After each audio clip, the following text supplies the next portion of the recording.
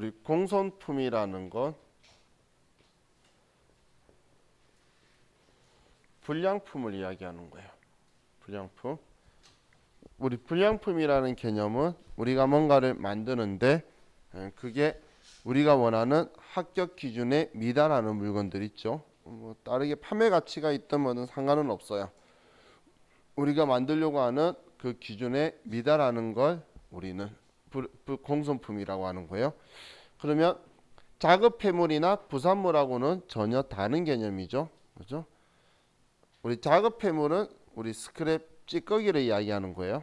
그러면 그거하고는 전혀 성격이 다른 거니까 같다고 생각을 하시면 안 돼요. 자, 그럼 공손품에 대해서는 우리가 생각할 때에 재고 자산할 때 감모손실하고 조금 비슷하게 볼 수가 있어요. 자, 얘가 기초 제공품, 기말 제공품, 착수, 완성을 할 건데, 자, 우리 재고자산 감모손실에서는 그 감모손실은 물건이 없어지는 거였죠. 감모는 없어진 거였잖아. 근데 지금 공손은 없어진 게 아니고 불량품 난 거예요. 불량품. 그거의 차이인 거지. 스타일은 비슷하다는 이야기예요. 어떻게든 우리 계획상에서는 좀 몇 개가 모자라게 되겠죠. 계산상에서는. 자, 그럼 자, 숫자를 가지고 예를 들어 보면 자, 기초가 1,400개가 1,000개가 있고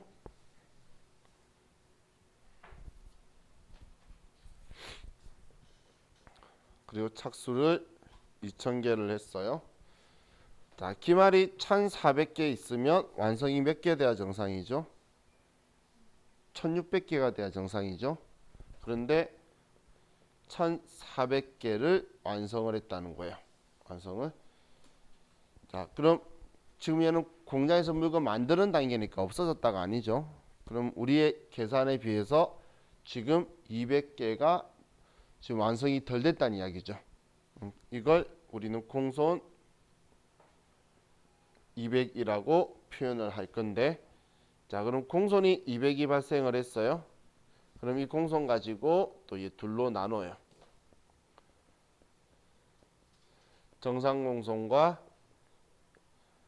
비정상 공손으로 얘 둘을 나눠서 정상 공손이라는 건 뭐냐면 효율적인 작업 환경에서도 발생할 수밖에 없는 어쩔 수 없는 불량이 있죠. 어디 공장 가면 최대 목표치를 잡고 불량률 몇 % 달성 이렇게 적혀 있는 경우 있죠. 그럼 그 정도까지 나오는 거는 그럼 자기들은 목표치라는 건 평소에 그 정도는 나온다는 이야기잖아요. 효율적인 환경에서도. 그게 정상 공손인 거예요. 비효율적인 환경에서 발생해서 나오는 공손, 우리 실수를 해서 한 게 비정상 공손인 거고, 효율적인 작업하에서도 발생하는 공손을 우리는 정상 공손이라고, 불량 날 수밖에 없어라고 생각하는 거예요. 그럼 이 정상 공손은 매출 원가에 포함할 거고, 비정상 공손은 영업 외 비용으로 처리를 할 거예요. 정말 감모 손실, 비정상 감모 손실이랑 느낌 비슷하죠? 느낌 비슷하다라고 제가 이야기했던 게 이것 때문이에요. 자, 그런데 이제 여기에서 좀 차이가 나요. 자, 정상 공손을 어떻게 구하냐면 일반적으로 이런 식으로 구해요. 완성품의 몇 %까지는 인정한다. 그럼 완성품의 10%까지 인정한다라고 하면 지금 왼쪽에 완성품이 1,400개죠. 그럼 1,400개의 완성품의 10% 하면 140개의 정상 공손을 인정하겠다는 이야기예요. 그럼 비정상 공손은 어떻게 구하냐면 얘는 공손 수량에서 정상 공손 수량을 빼는 거예요. 그러면 비정상 공손 수량이 나오는 방식으로 계산을 해요. 그럼 그냥 공손이 총 200개 발생했죠. 그럼 200개 공손 수량인데 정상 공손 계산하니까 140개가 정상이래. 그러면 60개가 비정상이네. 이런 식으로 계산해 가는 방식이에요. 그럼 얘는 정상 공손을 알아야 비정상 공손이 나오는 거지, 비정상 공손이 몇 퍼센트다 이런 건 아니죠. 만약에 뭐 140개 이내로 다 끝내버리면, 불량이 나면 우리는 비정상 공손은 하나도 발생을 안 했다고 볼 수 있겠죠. 자,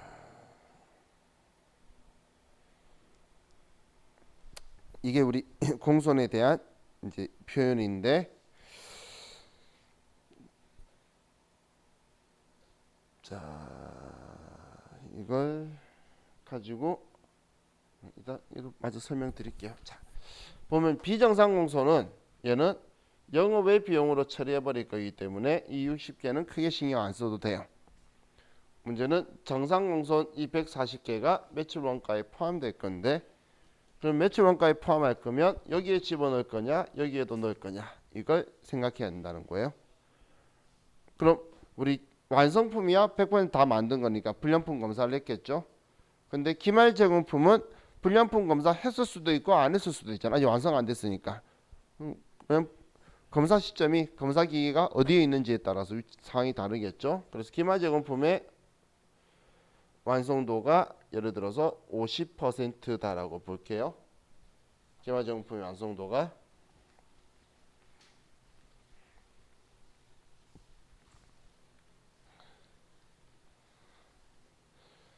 그럼 기말 제공품의 완성도가 50%라면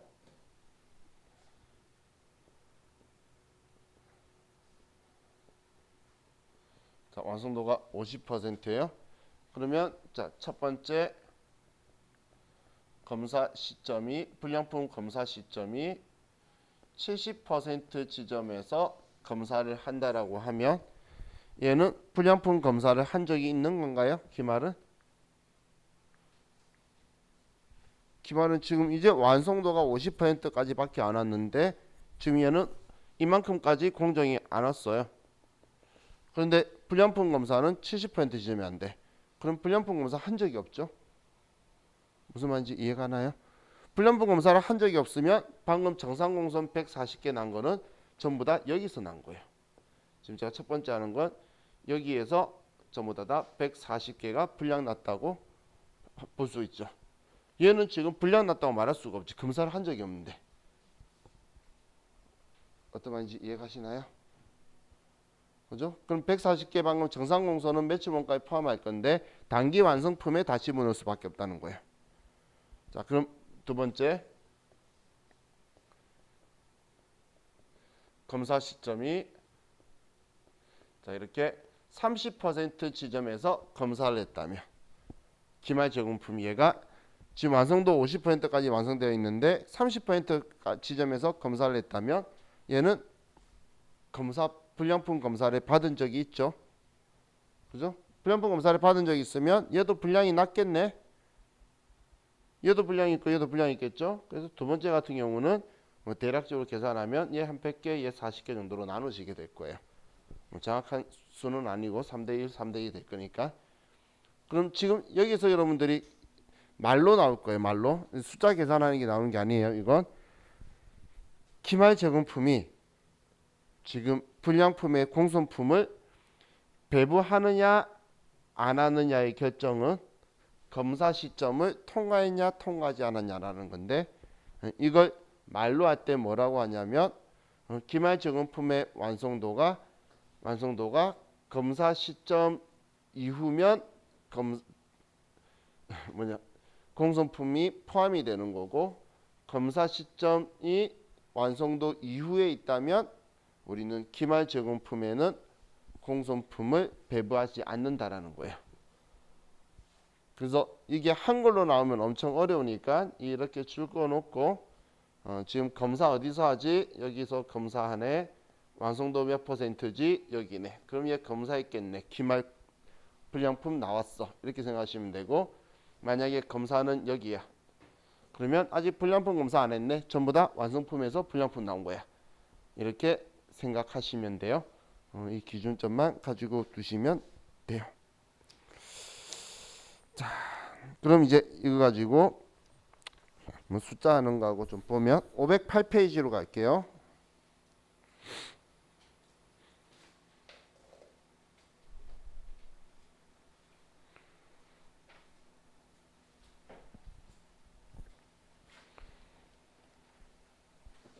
(10번) 508페이지의 10번. 다음 자료에 의하여 정상 공손 수량을 완성품의 10%라고 가정할 때 비정상 공손 수량을 계산하면, 자, 그럼 지금 여기에 그대로 숫자를 넣어 볼게요.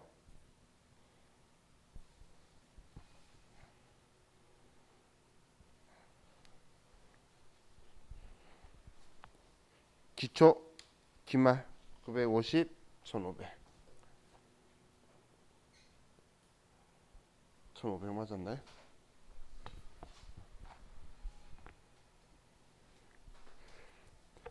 다음 4750, 6200.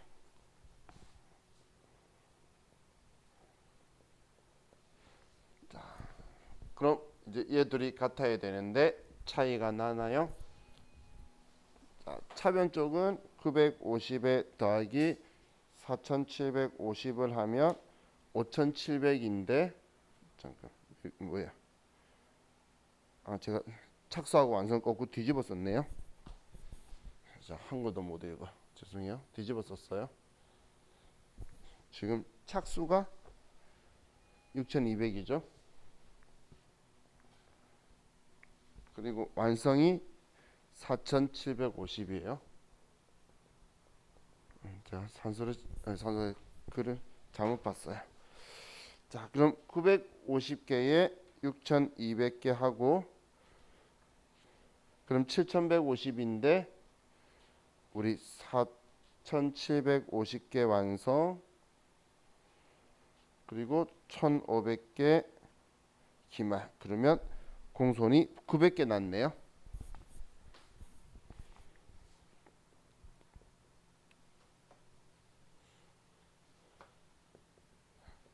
공손 900개라는 거 알겠나요?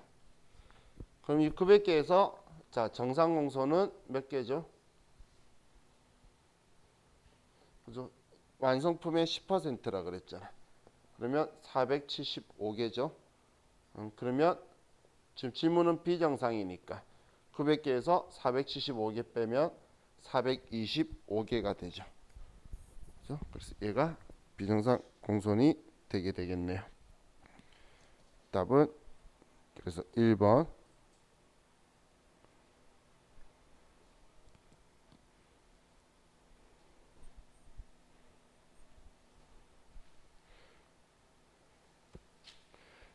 자, 다음 542페이지.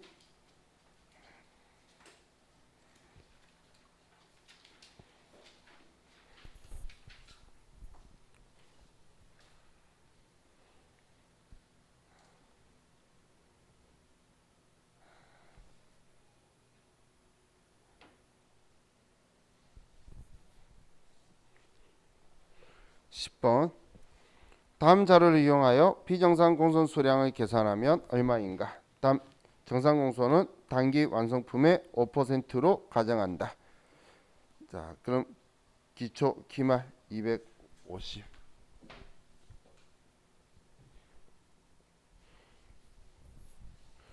그리고 착수 완성 800, 900.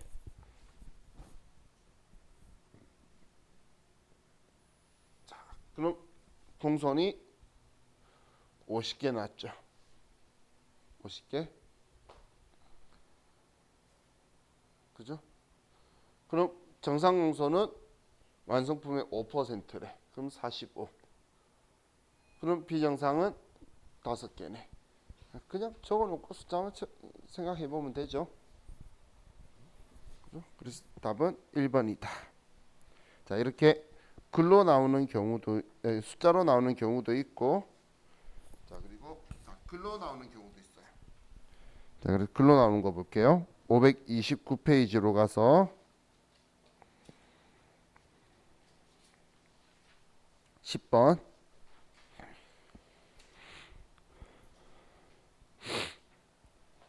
다음은 공선 원가에 대한 설명이다. 틀린 것은 자, 공선 원가 설명. 1번 비정상 공소는 비효율적인 작업 조건으로 발생한다. 자, 우리 비정상 공소는 비효율적일 때에 우리가 과실이나 실수나 이런 거 할 때 발생하는 거죠. 그래서 1번은 맞고 2번 비정상 공소 원가는 회피 가능한 원인이며 영업의 비용을 처리한다. 비정상이 우리가 피할 수 있는 건데 실수로 되는 거니까 회피할 수 있는 거고 영업의 비용 처리한다. 맞죠? 자, 다음 3번에 정상공소는 회피 불가능한 원인이므로 효율적인 작업 조건에서도 발생한다. 맞는 이야기죠. 자, 그리고 4번에 정상공소 원가는 단기의 검사 시점을 통과한 양품에만 배부하며 영업의 비용으로 처리한다. 자, 정상공소 원가는 단기의 검사 시점 통과했다는 게 불량품 검사한 거에 대해서만 한다. 여기까지 맞죠? 그런데 정상공소는 매출 원가에 포함하지 영업의 비용으로 처리한다고 적어서 얘가 틀린 거죠. 그죠? 그래서 답은 4번이 틀렸네요. 자, 다음 591페이지.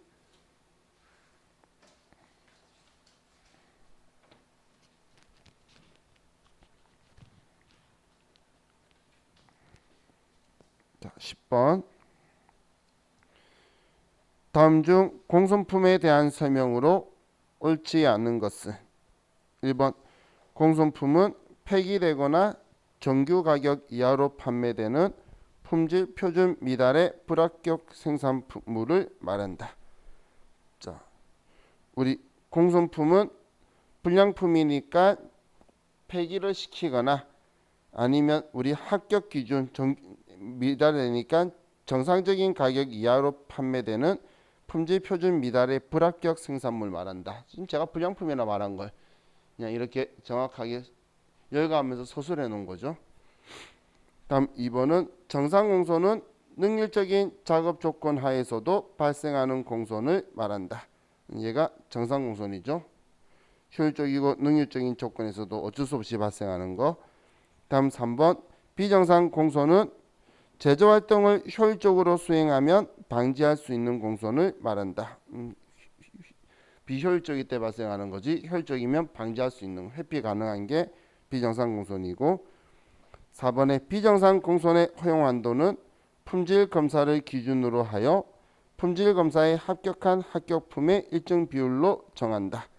자, 비정상 공손을 뭐 어떤 일정 비율로 정하고 이게 아니죠. 정상 공손을 합격품의 몇 %라고 하면 그걸 초과한 부분이 비정상 공손이 되는 거지. 비정상 공손을 뭐의 몇 %다 이렇게 이야기하는 게 아니었죠.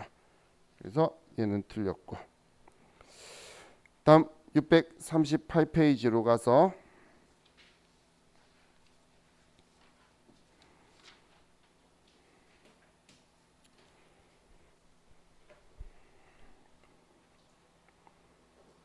자, 9번 문제예요. 자, 9번 문제 답 몇 번이죠?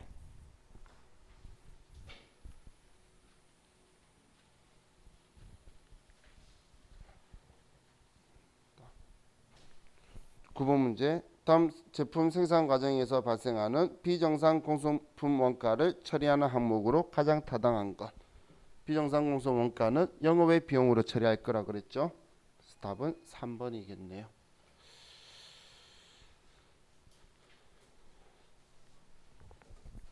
자, 이렇게 하면 우리 공소 문제도 전부 다 있는 거 확인했고, 자, 원가 회계에 대해서 적혀 있는 문제는 전부 다 푼 거예요.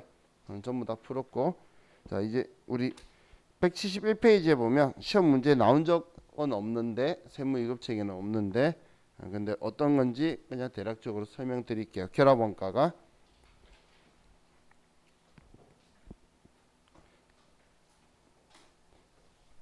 자 171페이지에 결합원가라는 건 우리가 2개 이상 종이의 물품을 생산하는 경우에 그때 같이 한 번에 쭉 오다가 어느 시점 되면 분리가 된다라는 거예요. 자, 예를 들면 소 한 마리를 우리가 도축을 해요. 그러면 소의 가격이 있고 소를 도축하는 과정까지 하나의 금액이 들어왔다가 이 소에 대해서 도축 과정까지 한 후에 이렇게 분리가 됐고요. 부위가 뭐 등심, 안심, 안창, 뭐 부채 뭐 이런 식으로 나눠지게 되겠죠. 그러면 처음에는 소 한 마리 가격이지 소 한 마리 통째로 살아있는 거 살 때에 이게 부위별로 가격 매기고 그러진 않죠. 그럼 소 한 마리 얼마?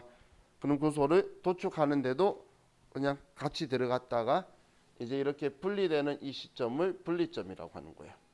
분리점. 그럼 이 분리점까지 공통으로 들어간 이 부분을 결합원가라고 하는데, 그럼 이 결합원가를 어떤 기준으로 분배를 해줄 거냐라는 거예요. 자, 그럼 얘는 분배 기준을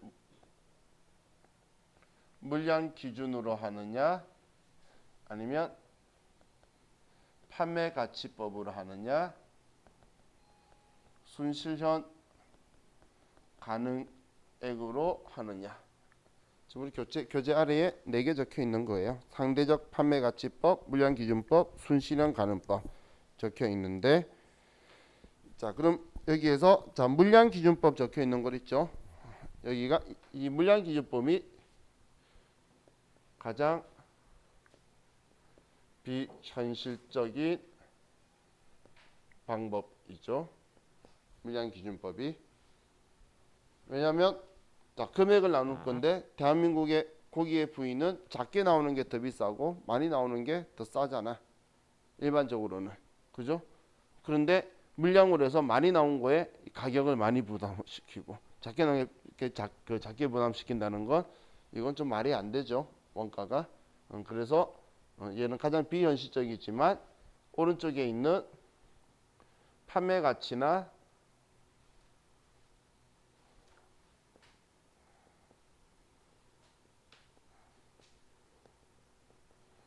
순실현 가능액을 모를 때 사용하는 거예요.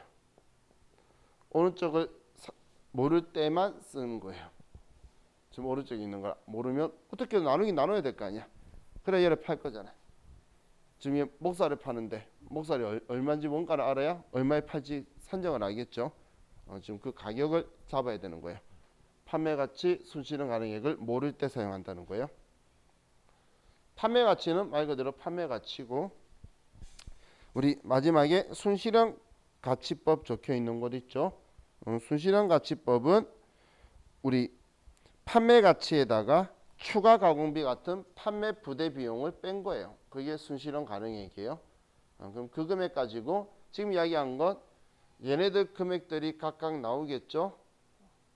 얘 뭐 몇 킬로라든지 얘 얼마라든지 실현 가능액이 나오겠죠. 그러면 그 비율로 분리점까지 발생한 결합원가를 저 비율로 안분해서 나눠주는 게 결합원가 계산인 거예요. 뭐 예를 들면 비누 만드는 곳에서 비누가 뭐 어떤 비누든 간에 첫 시작할 때 그 뭐 고체 덩어리 만들기 위해서 뭐 액체 만들어져 있고 한 건 다 똑같은가 봐. 그러다 마지막에 안에 좋은 성분 넣으면 고급 비누 되고 안 좋은 그냥 보통인 성분 넣으면 일반 비누가 되는 건데, 그러면 그 직전까지 성분을 넣기 전까지 같이 한 그걸로 나오나 보더라고요. 그러면 거기까지가 결합원가인 거예요. 그러면 그 다음부터 이제 그 부분을 나눠줘야 되겠죠. 그 방금 같은 경우는 뭐 그 전에 특별하게 뭐가 나온 게 없으니까 그냥 물량 기준으로 해도 나쁘지가 않겠죠. 똑같이 그냥 나눠도. 그래서 아예 얘가 잘못된 방법은 아니라는 거예요. 이런 게 결합원가에 대한 이야기였어요. 자, 이렇게 하면 저와 같이 원가 회계를 전부 다 봤습니다. 원가 회계는 지금 뒤쪽에 있는 문제를 풀어보니까 같이 설명 듣고 바로 풀면 어떤 문제인지 알겠죠. 그런 스타일이기 때문에 이 원가 회계는 여러분들이 처음엔 거부감이 있다가 알면 이제 오히려 내가 알겠는 걸 제일 먼저 찾는 게 원가 회계 문제예요. 그래서 일반적으로 원가 회계가 싫다고 하면서 제일 먼저 문제를 풀어요. 내가 확실히 알겠는 게 명확하기 때문에 그렇다고 생각이 들어요. 자, 이제 우리 컴퓨터를 켜시고, 일단 제가 프린터는 나눠 드릴 건데 지금 시작은 프린터 말고 파일로 할 거예요. 그래서 일단 컴퓨터는 켜시고